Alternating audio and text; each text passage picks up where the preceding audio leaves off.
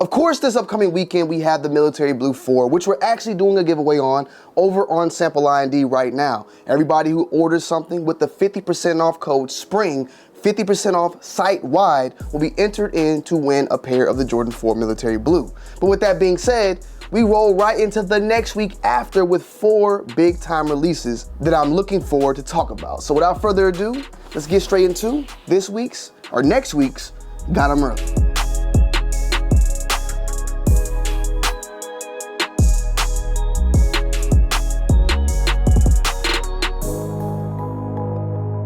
First things first, guys, I am a little under the weather. You might can tell from the voice. I'm a little sick, but the show must go on, as always. Now, we actually showed this shoe a little bit, so we're not gonna talk too much about it, but we will drop a review on this on the channel within the next couple of days. And that is the LeBron 4 Eggplant.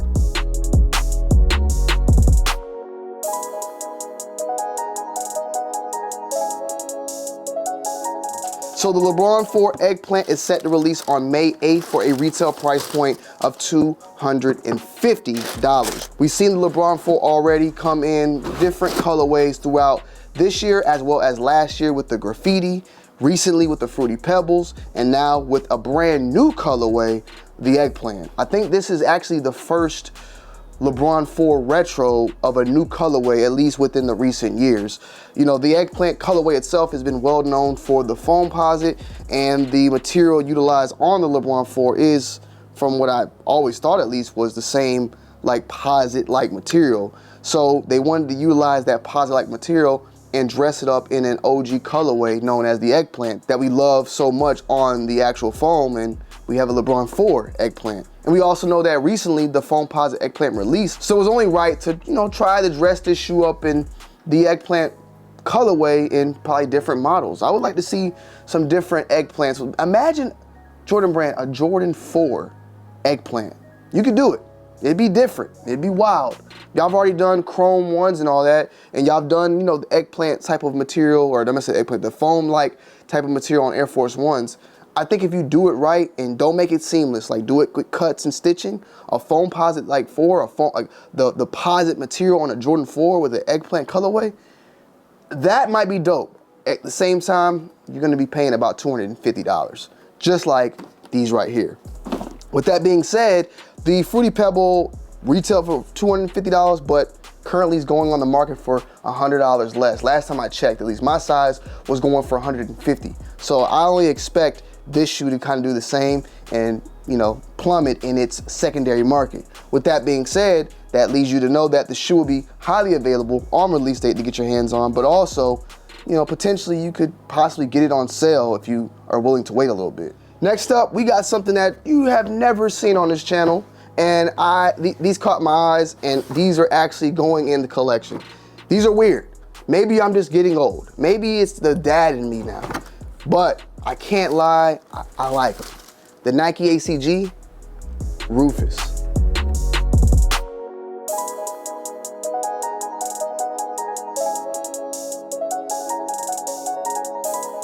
I'm not gonna lie, guys, these look like a goddamn Rufus. If Rufus was a shoe, this is the perfect example of it. The ACG Rufus, the retail price point on these are $110. And to be honest, this isn't something that I would necessarily just be like rocking out dressed up or anything, but something around the house, you know, outside in the front yard, the backyard, grilling, or just maybe a quick little run to the store. This is definitely something that I like to see slip on because, you know, I have a lot of hardwood around the crib. So I wear slides and stuff from time to time, but slides get a little old. I like to have something a little bit more comfy, and ACG did that. And also, as I stated, I want to confirm, these are releasing on May 10th, right? And they are, from what I've seen, all in full sizes. So 8s, 9s, 10s, 11s, 12s, like that. I tried on the 9, the 9 fit fine as well, but then I tried on the 8 just to see, and the 8 fit well as well.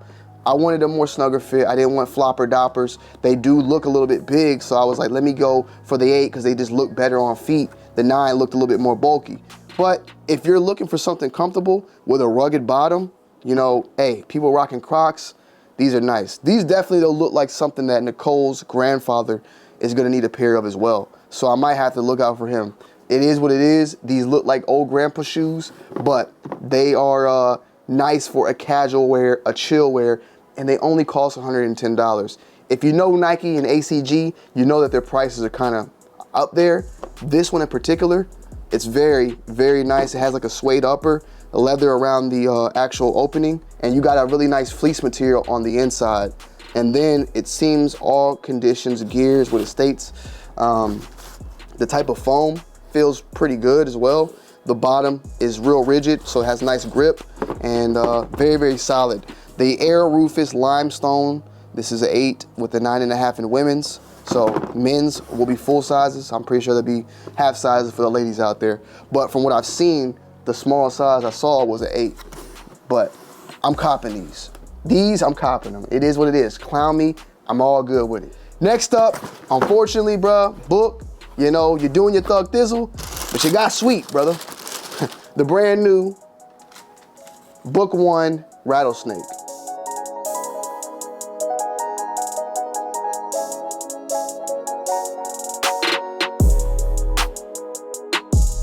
Salutes. Now, these are supposedly releasing, rumored so far, on the 11th. They're actually not on sneakers right now, so we don't have an exact date on this one, but it is called the Rattlesnake. And it has, of course, that rattlesnake material. And I'm gonna be honest, I mean, on the swoosh, I'll be honest, like feeling this, it's pretty good. Like, of course, I believe this is like a faux, you know, fake rattlesnake material, not real life snake skin, but it definitely has a very nice texture to it and look that looks believable. And this is also, I'm just going off the top of my head, but just looking at it, the first time I've seen like majority of the Book 1 in leather. We've seen the recent one, the Haven, the first one that we reviewed, which we reviewed, I want to say, are showing 3 of them on this channel so far. The Haven, which is the all black one. We showed a blue one, and then that first one, which was like almost like this limestone colorway, I want to say. Majority of those were like a nubuck and suede material, while this one, leather on the toe box, all around right here, leather on like the lace area, leather on the back and on the tab, and then you got like a mesh featured there. Rattlesnake nutsack material. You guys know the OG Tonyd2wild, you feel me? If you want that old school nutsack material, just let me know. You know, we got it here. This is straight alligator backbone split open with cottage cheese, sliced mayo, rattlesnake nutsack dragged through the desert sand for 5 years in a row, flip dipped and skipped, baked in the oven with strawberry biscuit back sauce, and then scrubbed off with the skin of the flakes of the holy grail, you know? But with that being said, it's nice, but I'm not gonna lie, this is probably my least favorite book so far. It's just too white. You know, the bottom, that's just gonna get dirty instantly. It's clean, like it's a clean looking shoe, but it's almost too clean in a way. And I know it sounds weird for someone that like me that loves Air Force Ones, but it's just too clean. And from what I read, this came in straight from Hypebeast themselves.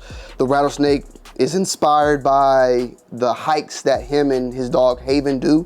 So it seems like a lot of these colorways are inspired by the life of Devin Booker himself. And, you know, living out in Phoenix, Arizona Diamondbacks, you know, all that type of stuff. It makes sense for there to be some rattlesnakes out there in Arizona. Salutes to Arizona. Y'all got swept. And I can't say much about my Lakers, but we didn't get swept, so it is what it is. But salutes to the Phoenix Suns.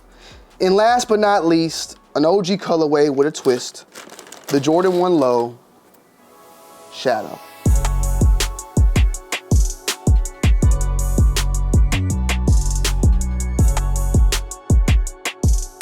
It's crazy, man.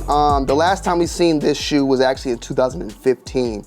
And currently looking at this, the market, at least one of the prices I've seen right now, just looking at it, I'm not diving into all sizes, but the 2015 pair, $943, what they're currently wanting, somebody's wanting, they're not gonna get. Now we fast forward to 2024, basically 9 years later, and these are already, you know, available in the secondary market for $120, $130 as we speak. Classic colorway, you know, in its own way. The Jordan 1 Shadow, of course, is one of the original 1985 Jordan 1 releases. The Jordan 1 Shadow Low last released in 2015. I don't know if that was the first time it released.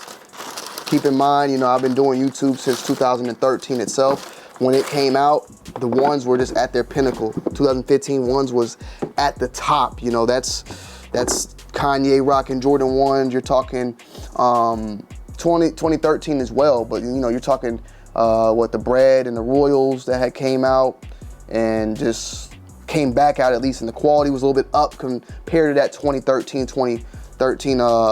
Bread and Royal. They came back out a couple years later with better material, and I don't want to say maybe they were remastered after that. You know, that whole remastered gimmick, well, it was a gimmick just to bump up prices, in my humble opinion, because the remastered Jordan 7 French Onion or French Blue, whatever, horrific quality control. Maybe I still got a review up. If you can go check it out, look at the paint job on those remastered sneakers. But with that being said, we have here the Shadow 1, a very classic shoe, releasing May 11th. The retail price point, $140. I know it's not an original, but it still is a classic to me. And they did a good job with the quality on this shoe, I'll be honest. The leather does have a shine look to it, and we'll definitely, when we do the review, we'll bring out the Shadows that we own from, I think they came out in 2000 and, let me see. And just to clear everything up, the Jordan 1 Bread released in 2013, then released in 2016. I believe the Royals released 2016 or the next year in 2017, and then the Shadows released in 2018. So if I want to be correct, I want to say they released them like each year. So Bread 16, Royal 17, Shadow 18, and we also had the Shadow 2.0 and all that. And then in 2015, you had this low version. So with that being said, though, a classic shoe comes with an extra set of laces in gray. And I like the box. I like what they did here with the box. This is dope. This is something different. You know, they made it, maybe not something too different, but they gave it its shadow treatment, you feel me? So definitely something nice there. Retail will be $140, May 11th. Air Jordan 1 Retro Low OG black/medium gray. Me personally, gonna pass on this shoe because I own the original, but maybe I might pick up the pair for the wifey. We'll see. She owns a couple of Jordan 1 lows, so maybe so, but we'll definitely dive in, give a full-on review on this one, and go from there. But just looking at the shoe overall, very solid, very nice, but unfortunately, it's just a shoe that's gonna be easy to get in the secondary market for below retail. It is what it is. But let me know, though, is this one a cop or not? Like, just because it's going for below retail does not mean that it's not something I would cop. It just means something that I could take my time to cop at the end of the day. So let me know you guys' thoughts and opinions down below on the Jordan 1 Low Shadow. I'm out. I love y'all.